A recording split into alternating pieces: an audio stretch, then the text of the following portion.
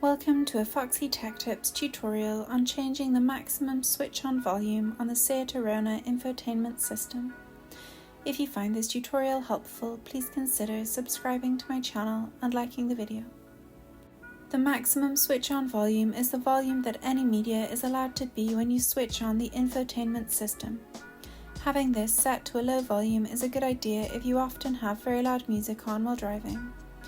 This way, when you turn on the car next, you won't be startled by super loud music. Press the menu button to the right of the screen.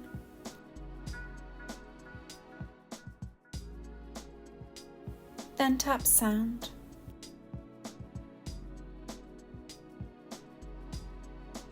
Tap Settings at the bottom. Then tap Maximum Switch-On Volume. You can use the slider to increase or decrease the maximum switch-on volume. And that draws an end to this tutorial. Please like the video if you found it helpful and subscribe to Foxy Tech Tips for more Seat Arona tips and tricks.